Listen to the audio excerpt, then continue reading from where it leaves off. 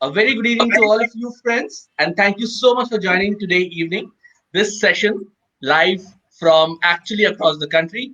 I'm in Banaras, Arvind is in Calcutta, and Shitapa in Delhi. So it's practically a North Indian, across the board kind of a live session. Today we are gathering here for the digital launch of Shitapa Basu's latest book, the Cursed Inheritance. More about it in the session. Before I hand it over to the participants, I'd like to introduce the two lovely people who will be in conversation today. Before I introduce the guest, let me talk about Shutapa, the author. Shutapa let me read out her bio. Shutapa Basu is a best-selling author. Her latest book, The Curse of Nadir Shah, won the Best Fiction Award by Authors Award 2020, instituted by J.K. Papers and Times of India. She is the 2016 prize winner of Times of India at India campaign for Amish Tripathi, while her debut, a psychological thriller, Dangle, was shortlisted for Anupam Kher Award for debut novel 2017. She is well known for her best-selling historical fiction Padmavati. The Queen tells her own story. Her second historical fiction initiated the Invader series with the legend of Genghis Khan and continues with Nadir Shah. Recently, she's also written two anthologies, Out of the Blue and The Anatomy of Affection. A poet, author, publishing consultant, her stories have appeared in anthologies across the board. Her poems have been published, and she's also been an editor of more than 400 educational textbooks. So that's Shutapa Basu for her, and this is her latest book. Welcome on the show, Shutapa. Thank you so much for making time out for this digital launch. Thank With you. us, we also have today a very, very interesting personality, and I'm sure Calcutta knows you very well, RJ Arvind.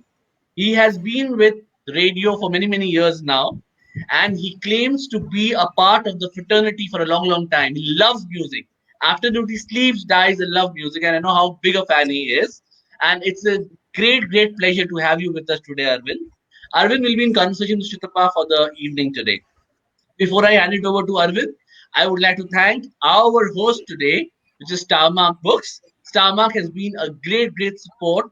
Their stores are now active, live, and open across Calcutta and Chennai. So do pick up your favorite books from the stores either in Chennai or in Calcutta, in West Mall or in South City Mall. They have a few more stores as well, and all of them are functional. So thank you so much, Starmark, for being a wonderful host for us. And now over to you, Arvind and Shitapa. Thank you so much. Well, thank you so much, Dipankar. I took a lot of time. I'll start this on a lighter note. I took a lot of time to memorize your bio, and Dipankar completely spoiled it by reading it out for you. But I'll tell you that one point that he did not add is the fact that beyond a writer, because I know her personally, I think Shutapa Basu is a wonderful person at heart, so full of empathy and so full of compassion, always thinking about how to make a difference with her words around the world, that we all live in. I think that is a great compliment for a person. I mean, not just for an author. That she's a brilliant author. Her stories, are loved by audiences worldwide. I don't even need to get into that. But all I can tell you is it's only a good person who sees the world in a good way who can come up with the magic in their words, as Shutapa Basu does. Thank you. Thank you so much. But there is, however, one line that I would like to add for, Shutapa Basu is the fact that, all her books have so much of research, added to it. I mean, she is in a genre that needs a lot of research, but even while, reading The Cursed Inheritance, the one thing that I felt is how beautifully her research merges with her creative imaginations. And that's a deadly combination. So I'll hold this out for you. It's been an absolute pleasure. And the best way to introduce this book is with a smile on my face to tell you that, ladies and gentlemen, I cannot recollect the last time I missed two stations back to back, sitting in the metro, reading a book, not knowing what the next chapter has. And I come back home, have my dinner very quickly, and then I go back to bedtime reading. It took me back to my days in my childhood, when I used to enjoy a Ruskin Bond story or an Alfred Hitchcock with Three Investigators. And that's what, the genre does to you. You want to know what's going to happen. You want to know what's running on your mind. And I could go on and on about the story. But Shutapa ma'am, welcome to this lovely conversation. I thank Starmark. I thank Readomania for giving me the privilege and opportunity to talk about your book. I'll start by asking you, it's been a very difficult year, 2020 for all of us. We started 2021 with extremely mixed emotions, but a lot of positivity and optimism about moving forward in the world. We have a pandemic. While people would complain that a lot of things are not going right, I would also look on the other side and say, you're there in your house, grab a book. Best time to read. Best time to go back to things that you're passionate about. Best time to write. Best time to let your imagination, run free. So how's been the pandemic for you, Shudhama ma'am, personally, and how has it affected you, your message of positivity for anyone watching this right now? So, first and foremost, yes, the lockdown, at the beginning you felt that, oh my God, I can't meet people, I can't go out. But then what happened is that slowly you started moving inside yourself, If you looked out of the window and you saw all those birds and all the animals roaming about so freely, you suddenly realized, oh God, I'm in the prison, not they. But then what happens is that you start moving inside yourself. And that is what actually happened to me. And that made me, I think, more fruitful than I have been in the years before. Because I had all this time to myself. I could think, I could introspect, I could plan. My imagination was like moving at a real spinning really fast. And so I was writing. I was writing a lot, actually. And so I also like to welcome everyone on this conversation. Feel free to put in your comments. Hi, Bashwar, I can see you here. And Richa says, I love Shudhapa's work, and I'm sure this thriller won't disappoint. 100%. I give it to you in writing right now. If you can see me, this cannot disappoint you. It's one of those books that you just want to finish when you start. I'll come to the book right away. Shudhapadi, there's something about your book where your character always progresses to, from good to bad, from bad to good. There are twists and turns in the character. To summarize it in a nutshell, this is a story of a young girl who, comes...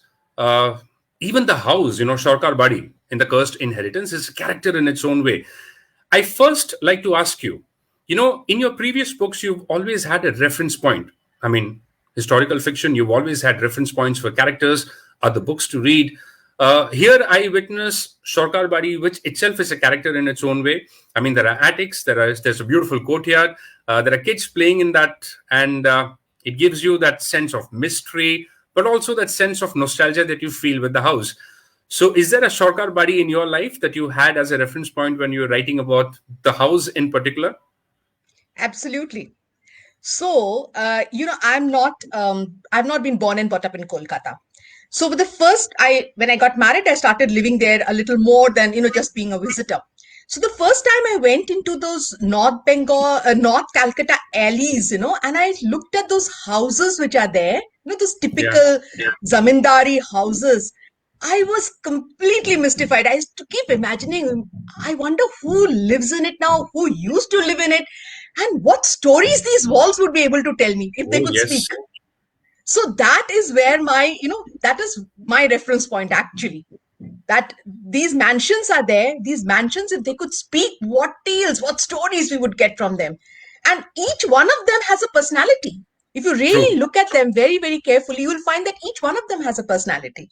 And that is where my whole, my imagination, it wove this Sarkar Badi. The Cursed Inheritance, it's extremely fast-paced from what I felt about the story. As I said, each chapter offers you something, and as you flip through the pages, suddenly you either like a character or you dislike a character, you feel for a character.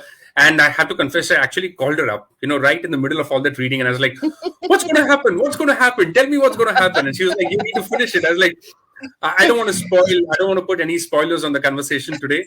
I'll start by asking you, this is such a beautiful, backdrop to the entire story. Here's a girl who's very tech savvy, loves having a Mac burger whenever she can, and loves all the pizzas and burgers on this world. And then she comes to good old Kolkata,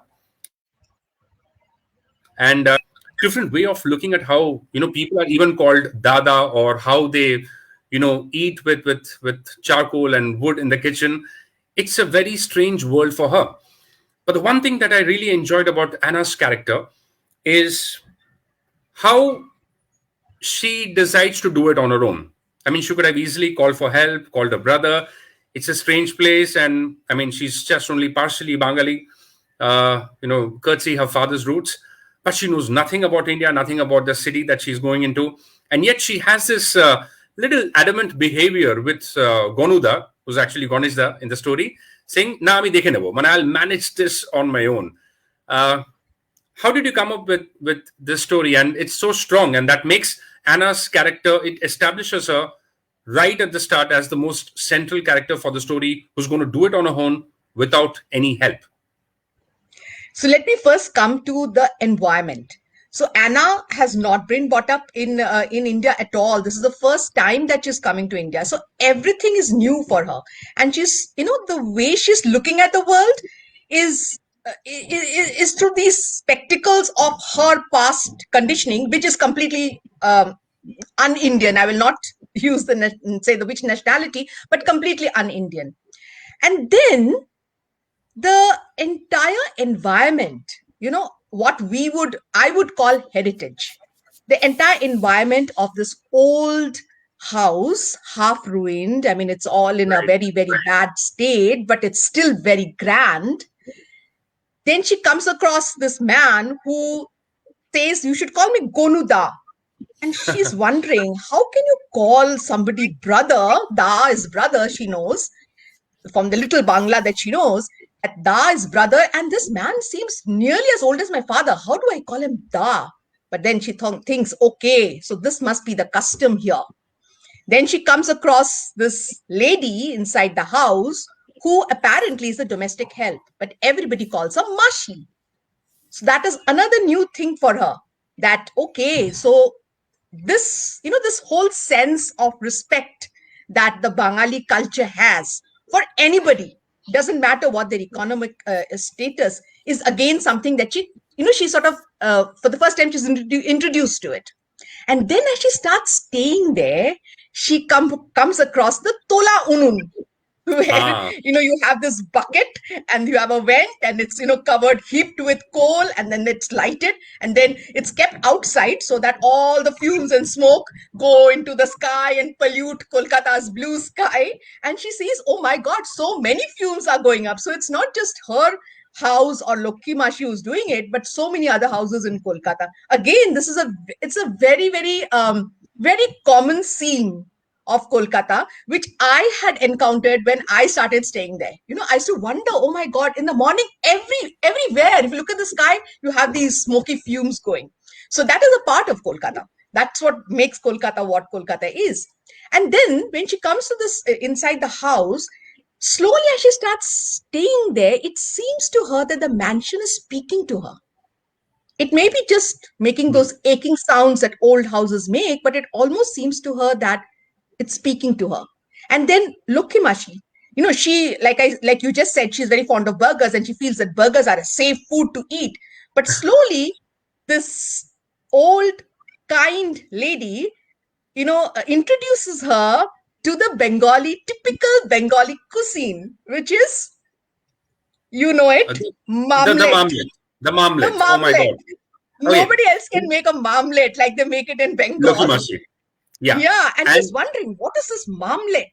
And then she sees, oh, why? It's nothing but an open omelette, but oh, so tasty.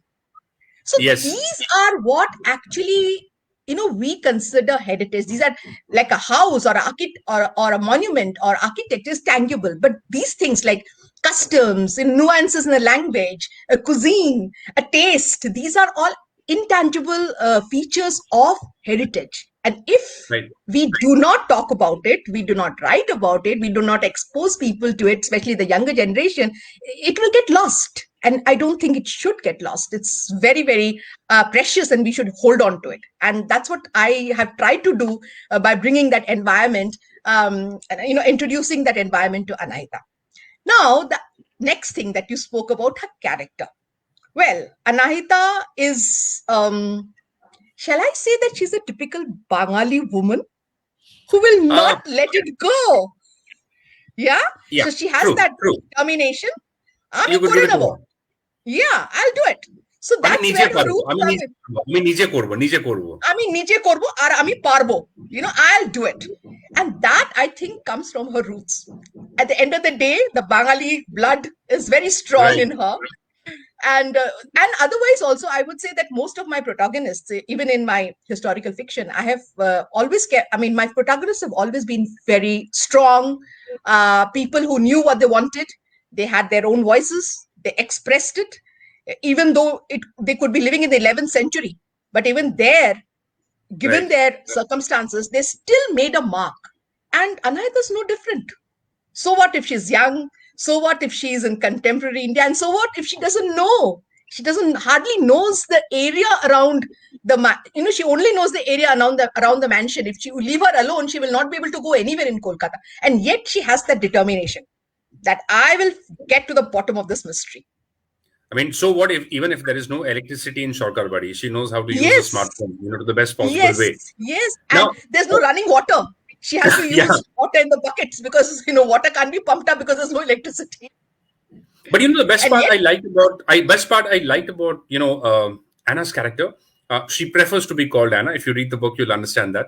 In the first part of the story, is there's a lot of intrigue. She's not afraid even to stay in a house, in such a big house, all alone. Waking up in the night to strange, mysterious sounds and trying to figure out ki hoche na hoche. She has no fear, to say the least. She has intrigue. That's a good word. She has a lot of curiosity, and that brings me, to one of the key questions. When Anna comes to Kolkata, and she enters Shokarabadi, she has a lot of intrigue about her grandfather, whom she just doesn't know. I mean, her father's never spoken about her grandfather to her. And she knows he's never been here to Shokarabadi, but he has a strong connection with the house. He loved his mother. Must have been some strange reason that he never, got them here. And they did not even know that they have such a beautiful, inheritance. And they did not know their Dadu. Now, she enters the room, and love the chapter where she looks at Dadu's, picture. And all that's running in her head is trying to figure out, Amadadu Kamun, was he a good person? Was he a bad person? What were his likes and dislikes? And that's the only clue she has. Let's put it this way. She had to be like an investigator, or like a detective, picking up the trails and then joining the puzzles to get the bigger picture. Absolutely. So she had to uncover her Dadu layer by layer. And every time she uncovered a layer, she was either shocked or she was amazed. One or the other. So her feelings towards this grandfather of hers, who seems like a very, very strong character, is very, it's neither black nor white. It's gray. And even though she discovers many things about her, which, in some other person, she would have definitely, felt that this is incorrect or wrong, or she would have never agreed. But she always, because it is her grandfather, typically, like all of us do, she tried to find excuses for his behavior until she couldn't find any more. Right. So that obviously is a way that you get to know a family member about whom you've had a certain impression, but whom you don't know at all. So I think all of us would do that. So I felt that was a very natural way that she would, it's like opening, a flower by petal. So she was opening it and getting to the secret. But interestingly, Shudhapati, when I joined radio 14 years back, I was told something extremely nice. He said, whenever you talk on radio, you try to paint a picture in someone's mind. I mean, you're talking to all kinds of people, and you just reach out, to them with your voice. So you have to create a story, with your own imagination. So your words paint that picture. I always believe it's the same for written words also. When I'm reading something, I mean, minus the little sketches in your book, which gives you an idea about how Shokarabadi could look like, every bit of, all the characters, and I'm talking about Korta Babu also, Loki Mashi, I'm talking about the little kids, none of them who've been named. I'm talking about a lot of other characters.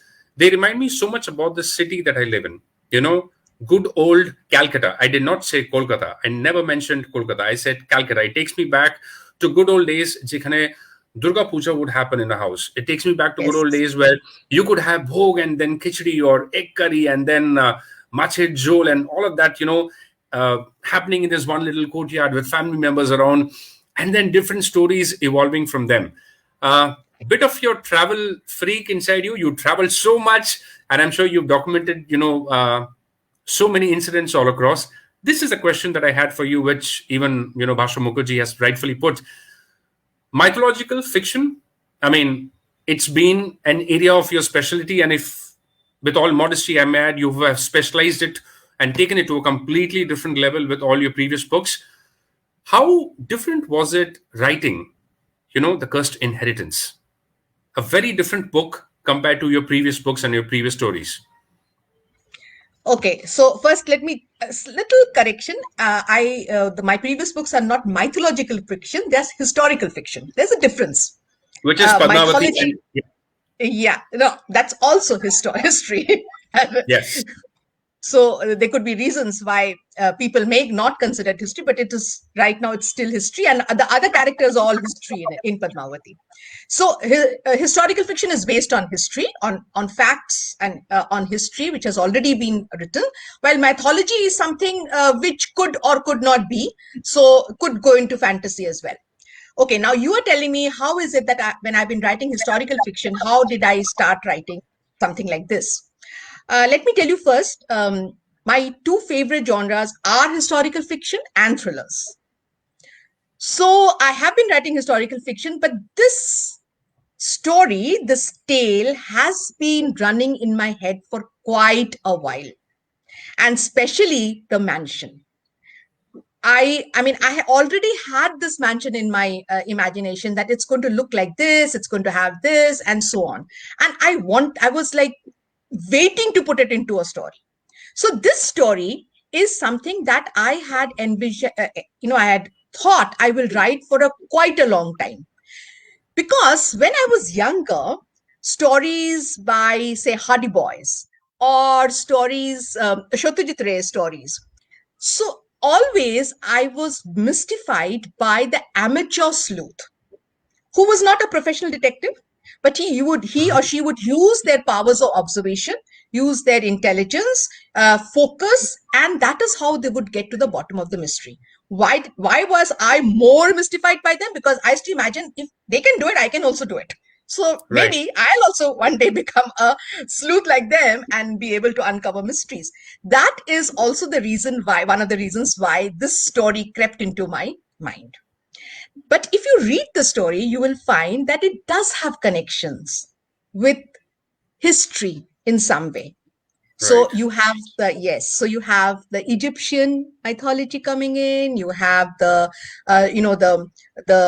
folk tale lore of Bengal, some of its practices, customs and practices. So I did bring all those things in. Some Indian mythology, some maybe tantric practices. All that has also come into this, bringing in the paranormal, the mystery.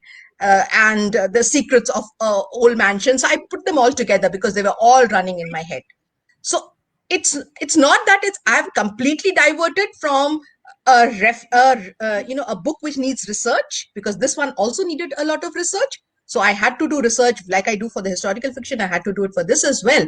But this story has been there in my mind for a long time. Now, I want to say one more thing. There were a lot of readers who got back to me saying, Shutapa, the language you have used in this book, in The Cursed Inheritance, is so different from what you have been writing till now. Well, yes, readers, that historical fiction is written to bring in a period, a historical period. I want to take you to that period. I have to use language, customs, so that environment is created for you. It's created in the mind. Right, but this one, like you just said, pictures have to be created by with words. Now, this one is a contemporary book set in a contemporary world. So I have to bring in contemporary language. So there has to be a difference. Right. I cannot use the same language. Interestingly, Richa, questions, do you give the central protagonist the lion's share of interesting traits, or do you think multiple characters? I have just finished this book, and I can tell you each character has a role to play in the larger scheme of the story.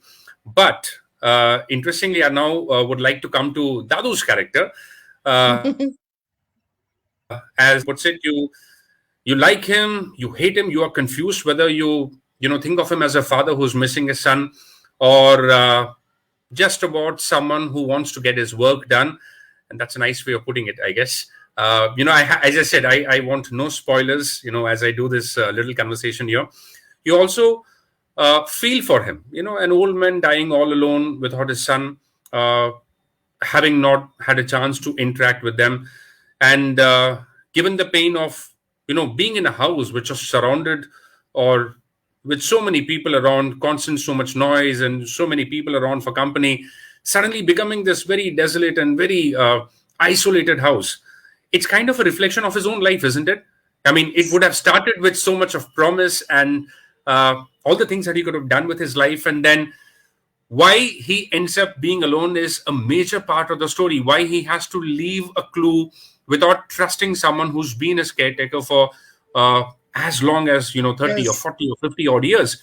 Why he could not trust anyone, and he had to leave little clues and puzzles for his son and his grandson or granddaughter to come here and then pick up the trails and then move forward.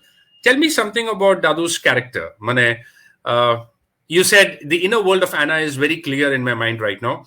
To me, she also represents a bit of Shutaba Basu, and that's not surprising. As she rightfully said, I love traveling, love doing it on my own.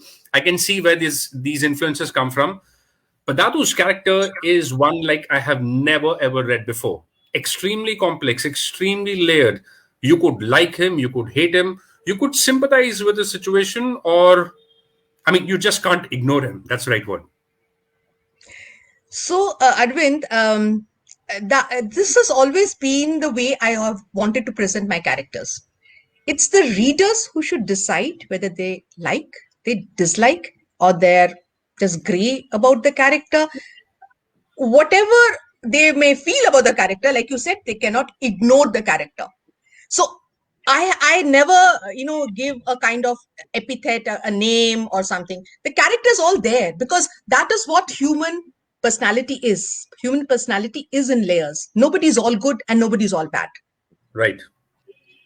It's the way you present yourself to certain people. Again, every human being does not present themselves to every person the same way. So the way that person is presented to you, you will form your opinion of that person that way. And that is what I have done with Dadu. Dadu is all there, layer by layer. As Anahita discovers him, the reader is also discovering him. So as you said, you like him, you have sympathy for him, you have compassion for him, and then you might hate him for what he may have done.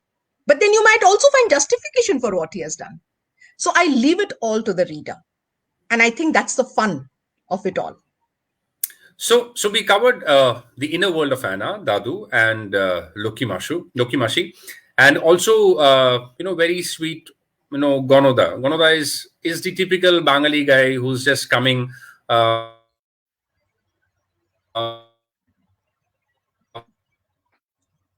one more character. However, one more character I would love to talk about.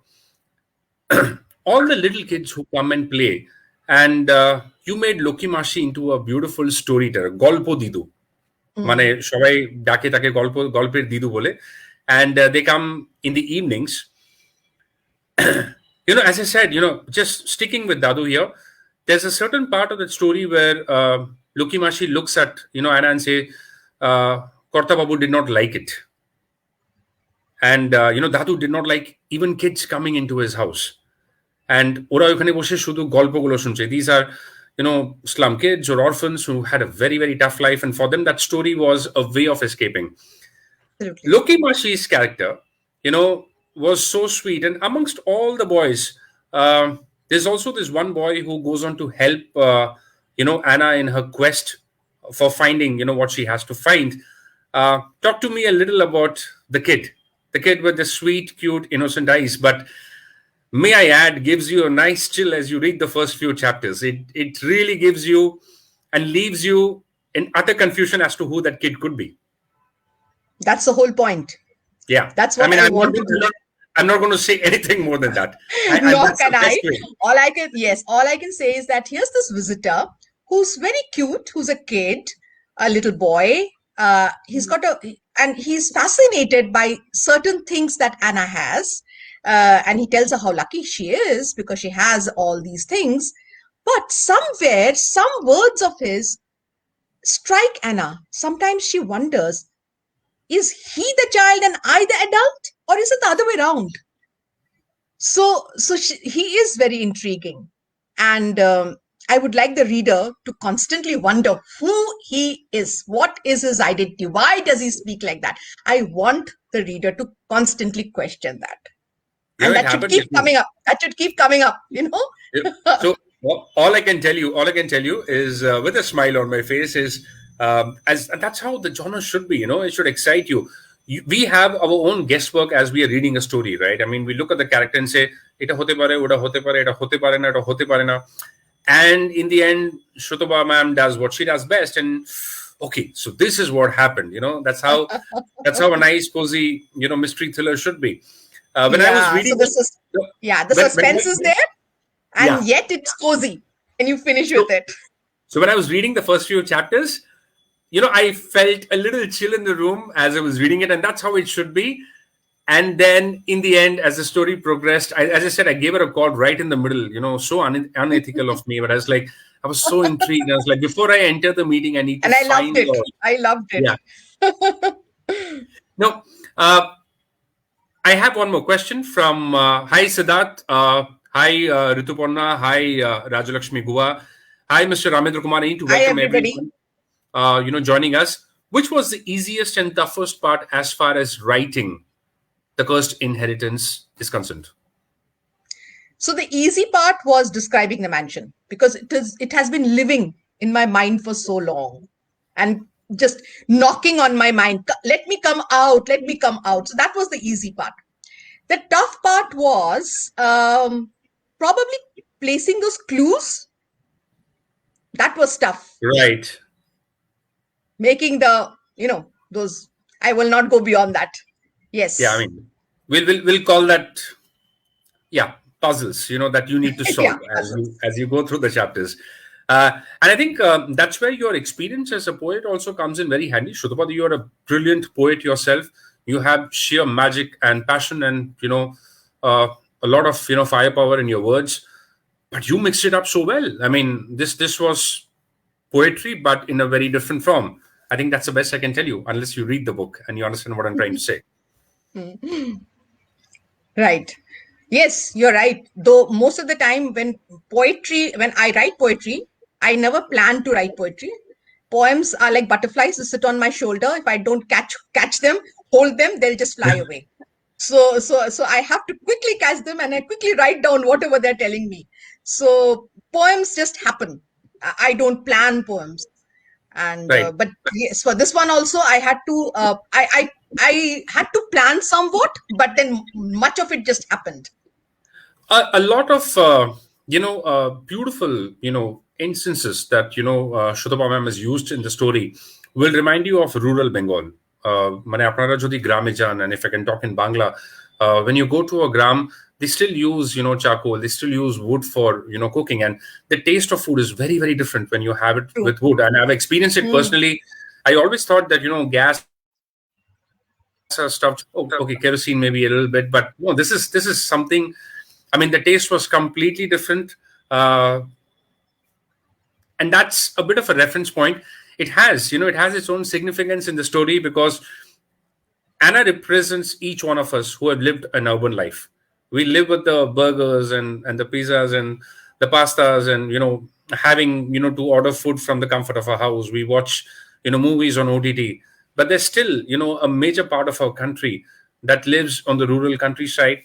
They still follow the old traditional customs that makes, life all the more meaningful, more simple.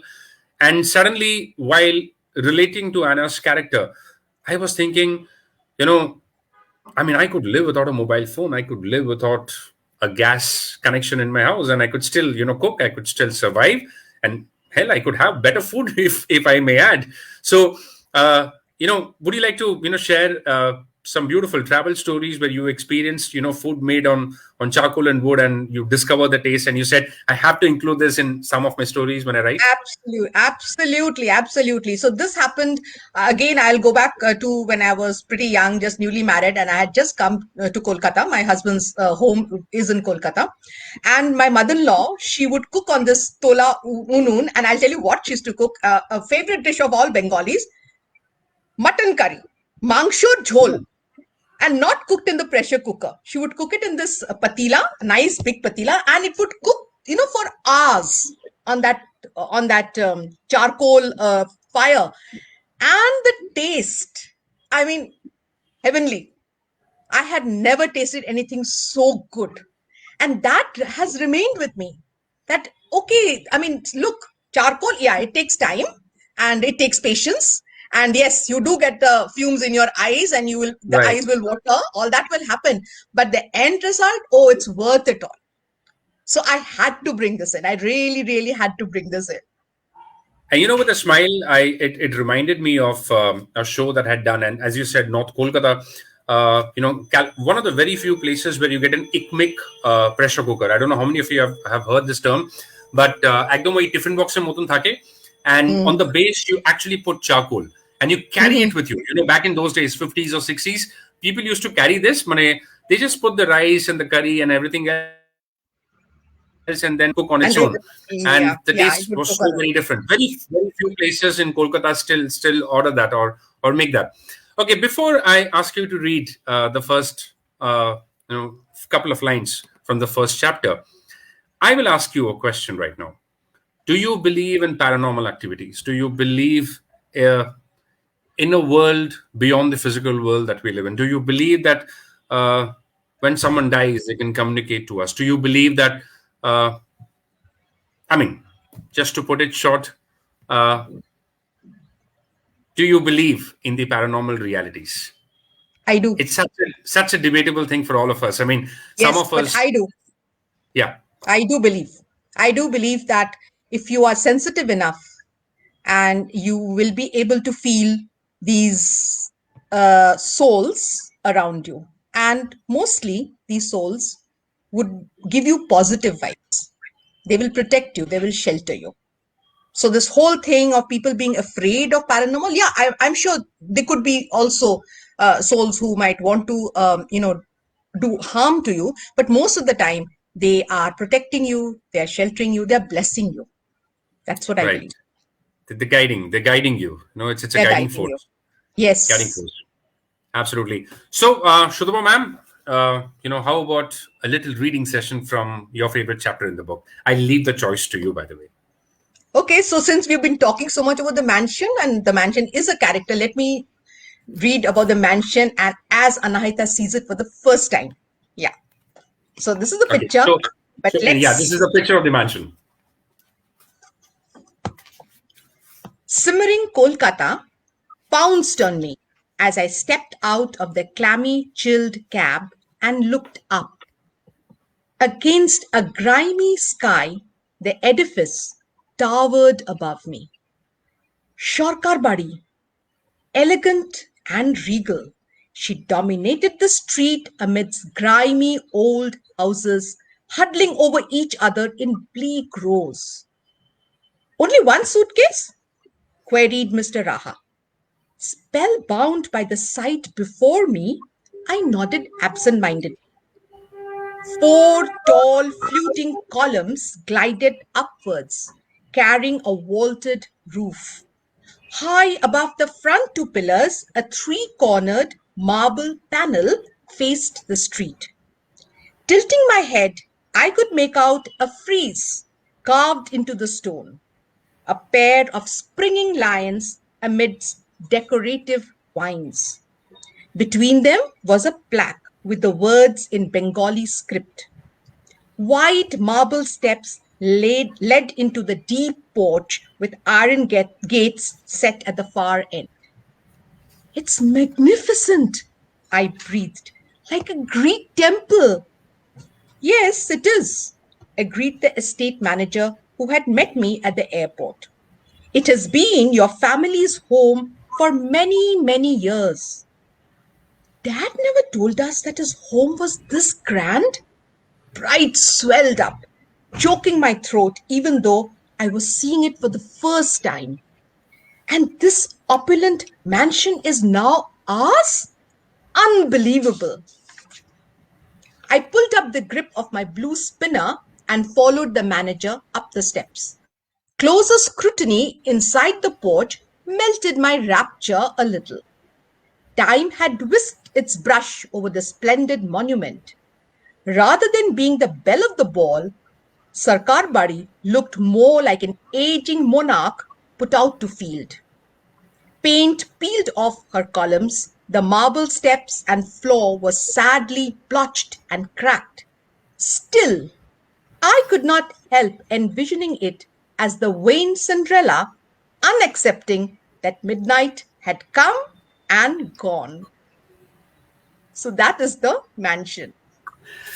And one of the most beautiful additions to every single chapter is at the end of every single chapter, practically in the last line, Shutapa ma'am always adds a little sense of mystery that forces you to go to the next chapter. As you read the story, as I said, you just get so involved. You start feeling for all the characters. And I personally would like to tell you, this has to be on your reading list. Wherever you are, whatever you are doing, give it the time that it deserves, because this is going to take you to a very, very different world altogether. We live in such a busy world. Your book is a world away from the world that we all live in. And so nice. Here is a lady with little or no technology, coming up with just her mind, her instincts, her gut, her intuition, to trust or not to trust, to follow or not to follow, to take the decisions herself and simply move on. Oh yes, the metaphors are awesome. And so thank you, Ravindra. Yeah, and just as I said, she describes the mansion so beautifully. It is one of the most important central characters to the story. So how can we order for the Cursed Inheritance? We can go to a store. You can order it online. You can also go through Readomania's website. Shudapati, any details on that? Would you like to share with all of us? So it's there on Readomania's website. It is there on Amazon, the physical book. It's also there on Kindle. So any of these places, and the bookstores, of course, like Starmark and so many other bookstores, you can order the book from anywhere. In Delhi, you can order it even from the bookstore, they deliver it. So you can do that. I think the best thing to do is to go back. It's such a beautiful genre. A thriller is one of the most riskiest, genres to write, because somewhere in the middle of the story, there are a lot of stories, Shutapa ma'am, they start so beautifully, but it's not constructed so beautifully in the end. Mane jokhon story ta end hoy, we start thinking, oh, this is not what we expected. This is not how we wanted it to end. So that's why I say that every bit of the story adds so much more importance. Every character either distracts you or triggers anger inside you. You feel for the character, then only to realize, oh my God, this character could be like this. Those are the thrills and surprises, and that's why it's called a thriller. It's supposed to thrill you. It's supposed to bring some amount of emotion inside you. Yet, in such a fast-paced thriller, Shudapati, the one thing I really loved about your book is the scope for emotions. And that is something consciously, unconsciously, it stems in as a reader that yes, it's a fast-paced story. Yes, she has something to find. Yes, the characters are going black and white, swinging both sides here and there. But there is so much of emotion in every single situation, in every single, just as you rightfully said, nothing is good or bad. Situation, we just make the choices then, and we either regret them or we go forward with them. So was it a very conscious effort from your side to put in the emotional bit of it, so that it's so beautifully done? That's the point I'm trying to make. So I was walking the journey with Anahita. So obviously all the emotions that she's feeling, I have been feeling. I fell in love with the mansion, like she fell in love with the mansion. So each one of the characters, I have been actually interacting with each one of those characters. They have been speaking in my head and I've been talking to them. So obviously the emotion will be there. How can I talk with somebody without feeling any emotion for them? So that's why the emotion is there, I think. And like you know, you've used the book beautifully also to send out a nice little message. You have to read the book to understand what the message is. As I said at the start, she has so much of empathy and compassion, and that reflects in her stories as well. Shutaba ma'am, I think it's been an absolute brilliant session with you. We could go on and on, but my only fear is, if I start talking to you more, I will give the spoilers, which I don't want to give, because this is one book that you should order, and I thoroughly recommend it as one of the most brilliant reads. I have to thank Starmark for this beautiful, brilliant opportunity, and Readomania for allowing us to interact. Ladies and gentlemen, with a smile on my face, I tell you, The Cursed Inheritance. That's the book you need to get on your shelf in your libraries. This is going to be a prize collection. I have just one small message to give, that with this book, what I wanted to say is that we must always be rooted in our culture. We have to be. To know our own identity, we need to be rooted to our culture. Whether we are born and brought up inside India or outside India, it doesn't really matter. There is something in us which will speak to the culture, which will interact with that culture. And I think, there's so much now being said about nationalism. That I think is nationalism, isn't it? That is that love that we have for being an Indian and pride in being an Indian. And that is something we should hold very close. That's, I think, what I want to say. If you could allow me, I can, I would just love to summarize this in my own way. And this is what I felt as a reader. We live in a world where we're constantly looking at our social media handles as to the amount of likes that I could get. We have expensive watches, but we have little or no time, in our own personal lives. We look at people with 5,000 friends and we envy them, but we forget that one person in the house we could have a little conversation with. In a world which is so fast-paced, each one of us, that includes Shutaba Basu, that includes me, that includes you, every single person, be it the most powerful president on the planet or someone who's absolutely a common person, we all have those little fleeting moments when we get an opportunity to answer the most important question: who are we? Why is it that we were born? What is it that we are supposed to do? It's just that in a fast-paced life, I think we forget the answer to that question. We don't even want to look at that question as something that should be answered. And that's where Anna's characters, you believe that in a fast-paced world, you can still find your purpose, you can still find your dreams, but as Shutaba ma'am rightfully puts it, it has to come from within. You have to listen to your heart. And the battle between, logic and heart, take your heart, it always wins. It always guides you towards the right places. Is that a fair way to put all the messages that you wanted to summarize in your book? Absolutely. Absolutely. That's what I want to say. Feel your heart, and that heart will give you the direction. And that is what also happened with Anahita. She just followed her heart. And that is why the entire, what she had never known, this entire unknown world in a few days became her world. And yes, she was so proud to belong to it. So, always like to leave a message for, other writers. You are an inspiration for all of us, who have wanted to write, who have the passion to write, but we worry about Shomaita Batchina, we'll do it after 1 year or 2 years before, time flies by. Your message to anyone who wants to write, and just go ahead and write. Just go ahead and write.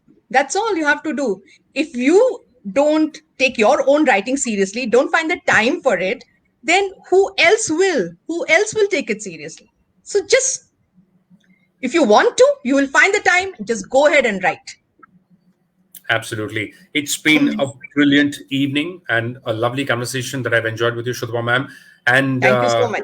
Can I make a request on, on a forum like this when we are live and everyone's watching us? Please do. Okay. I want to moderate your next book. Whenever you write, whenever you decide to write, whenever you're, ready for it, I would love to join you for one more conversation where we could go on and on, because I love your stories. I love your writing, and do not stop. Let the flow continue. The world needs more people like you who put magic in your book. Don't read it with your two eyes. I always say, don't listen to music, do kano se, but listen to it from the heart, and that's when you feel the music. And to understand her writing, just understand it from the heart, through the eyes of Anna. You could see practically why, she is doing what she is doing. And I want you to write more and more. And with that, I'd love to end and thank you to all of you for joining us for this lovely conversation. Thank you, Star Mark. Thank you, Readomania.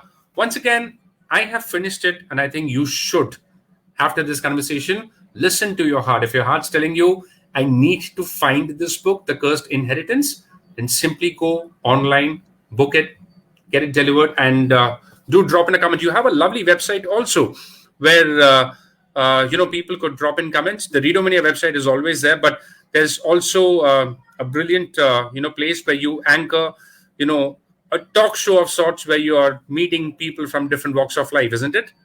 Yes, it's called Bistro Buzz, Conversations with Shutapa Basu. That is a live chat that comes on my Facebook a few times a month. So you can always join in there. And I also have a website, which is storyfantastica.com, where you can find more of my writing. And Arvind, I would be most happy if you moderate my next book. You're most welcome, and I'll be the lucky person. Oh, right? Yes. Oh, I'll end by, I'll take 1 minute of your time. Whenever you finish the book, do make it a point to pick up the phone and call her if you have a number, or send her a nice little email, or drop a comment in her Facebook. And I'll tell you why, because there's nothing more beautiful for someone who's taken months of research into writing a book and knowing, what you feel about the story, what you feel about the characters. It's something that I've always done personally. Give your feedback to the author always, so that the author knows, what to expect from their audiences for the next book. Thank you so much for joining us. It's been an absolute pleasure. That will make my day, all of you readers, if you can give me a feedback. And thank you so much, Arvind. Thank you, Star Mark, and thank you, Readomania. Thank you very, very much. It was wonderful. Yeah, and stay cool. And one last message with which I like to end, since all of you are watching and even one person makes a difference to me, there is no vaccine for the fear. So you need to work on your mind for that. Thank you so much. Thank you.